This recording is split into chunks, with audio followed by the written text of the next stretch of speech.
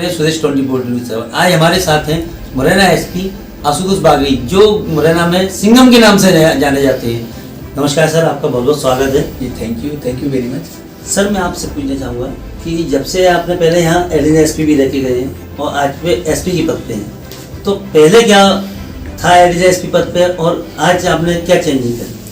देखिए, एक तो ये है कि जब मैं यहाँ पे एडिशनल एसपी के पीरियड में था तो एक सबसे बड़ी बात आप देखें कि एक बहुत बड़ा अंतर ये होता है कि डिसीजन मेकिंग पावर आपके पास में नहीं होती है। डिसीजन मेकिंग पावर एसपी के पास में होती है। आप एसपी के अधीनस्थ होकर के ही उसी के मार्गदर्शन में आप काम करते हैं। तो मेरे लिए एक फ़ायदा रहा यहाँ पे एडिशनल एसपी के तौर पे काम करने का कि यहाँ का जो जोग्राफिकल एरिया है, यहाँ का लोगों का माइंड सेट है और यहाँ का जो क्राइम पैटर्न है उसको टैकल करने का तरीका है, यहाँ का जो लॉ एंड ऑर्डर है उसका एक अनुभव मेरे पास में एज एडिशनल एसपी काम करने के दौरान रहा था।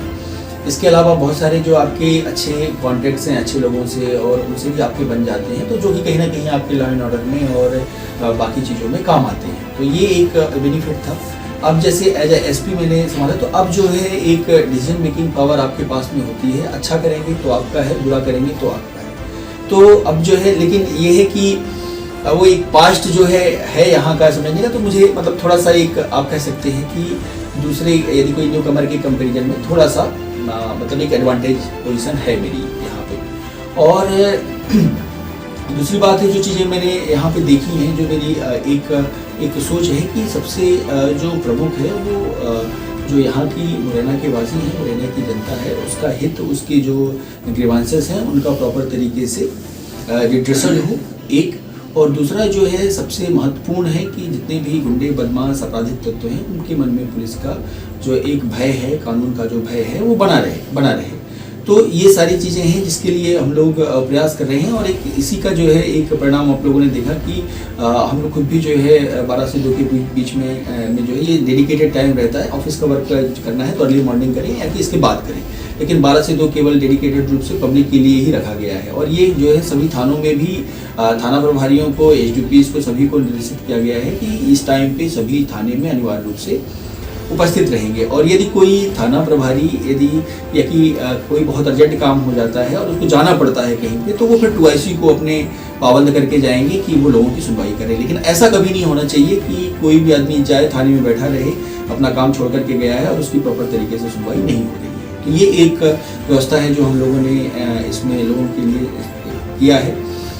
दूसरा ये एक बहुत इम्पोर्टेंट है कि जब पुलिस जो है ज़्यादा से ज़्यादा पुलिस फील्ड में दिखती है, सड़कों में दिखती है, पुलिस की विजिबिलिटी होती है, तो वो आम जनता के लिए भरोसे का काम करती है और अपराधियों के लिए डिटरेंट का काम करती है। तो लगातार जो है करीब 16-17 पॉइंट हैं, पूरे 17-18 पॉइंट है करीब जो मुरैना ज़िले में, जो कि सेंसिटिव पॉइंट है।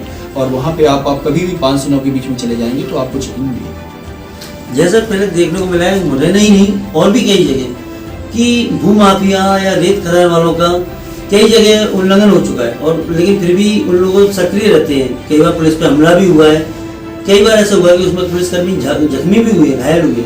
उनके लिए क्या आप क्या करेंगे? देखिए, इसमें जो है कानून से बड़ा कोई भी नहीं है, कानून से ऊपर कोई भी नहीं है। और जब भी ऐसी कोई घटना होती है तो कानून अपना काम करता है और आगे भी कानून के तहत इसमें जो विधिसंगत कार्रवाई है वो कार्रवाई की जाएगी।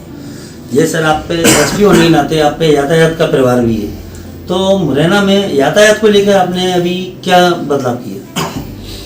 देखिए, इसमें जो है एक जो सबसे बड़ी समस्या है यातायात को लेकर के कि कई बार जो है मुरैना में जो ई-रिक्शा चलते हैं तो उनकी संख्या बहुत ज़्यादा है और जो इंफ्रास्ट्रक्चर है वो पुराने समय का ही है।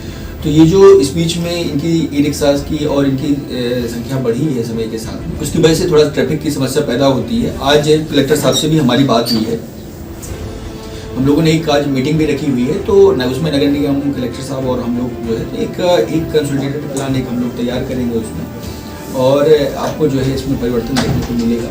दूसरा, ग्वालियर में से मतलब मुरैना में बसों का भी काफ़ी चलन है और कई बसें आरटीओ के उल्लंघन में चलती है, गाइडलाइन को लेकर कोई पालन नहीं किया है क्या उन्होंने। और भी कई चीज़ें देखने को मिलती है जो बसों को आए दिन मतलब एक्सीडेंट वगैरह भी होती है, भारी भर के ले जाते हैं, देखने को मिलता है बसों के ऊपर जो ओवरलोड सवारियाँ लेके जाते हैं। कोरोना की भी कोई गाइडलाइन का पालन नहीं है, उसके लिए क्या करें? देखिए, अभी जो है एक टॉप प्रायोरिटी पे कई बार जो है बुलेट में और जो तेज आवाज़ साइलेंसर लगा करके और उसमें जो नंबर प्लेट प्रॉपर नहीं है और लहराते हुए चल रहे हैं, इस पे हम लोगों ने कार्रवाई कराई, आप लोगों ने देखा होगा। ठीक है, आज से जो है आपको ये जो ओवरलोड का है, ओवरलोड की कार्रवाई भी आपको देखने को मिलेगी। आज ही हमने जो थाना प्रभारी को निर्देशित किया है कि जितने भी ओवरलोड करते हैं, जो यात्रियों की जान को खतरे में डालते हैं, उन पे सख्त कार्रवाई। आप देख रहे थे हमारे साथ आशुतोष बागरी जी को, जो मुरैना एसपी हैं। आगे और भी ऐसे सख्ती से मिलते रहिए। नमस्कार, मैं हूँ विकास गुप्ता, स्वदेश 24 से।